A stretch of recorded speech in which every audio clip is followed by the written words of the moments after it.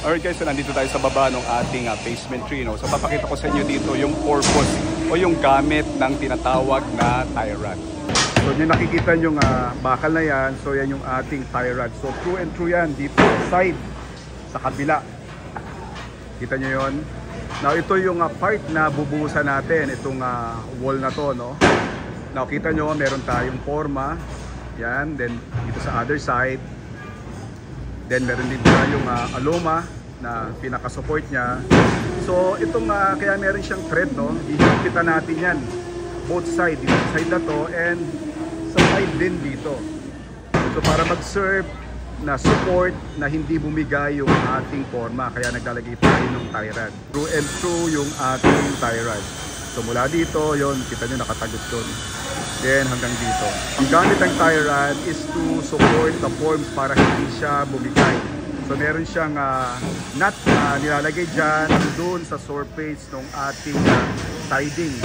So yun yung magsaserve na lock niya. So ito na ngayon guys, yung completed na meron na tayong forma, no, dito sa device natin, dito sa bubuhusan nating wall. So kita nyo yung mga siding. So yan, so nandun yung lock mismo ng ating tie rod. So this side and dito rin sa kabilang side. So kita nyo may mga support pa din siyang mga steel pipe na nandyan. So meron siyang phenolic board, yan yung pinaka-forma. Then may support siyang mga aluma and also itong ating steel pipe. Then nilock natin ang ating tire. So both side yan. So ganyan ang methodology na ginagawa natin para matibay at hindi kumalas kapag binubuhusan dahil merong pressure yung ating concrete na binubuhos. So kinakailangan matibay siya para hindi siya lumobo or bumigay yung forma natin sa ating buhos.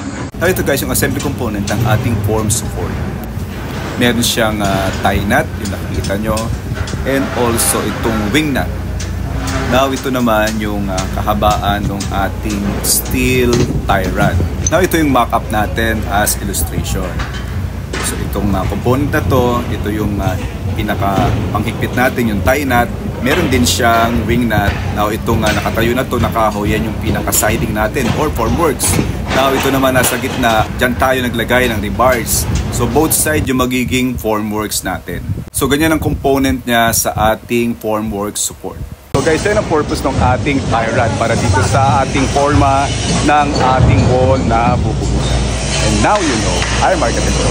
Enjoy sharing with you what Arctic knows. Thank you very much and God bless you.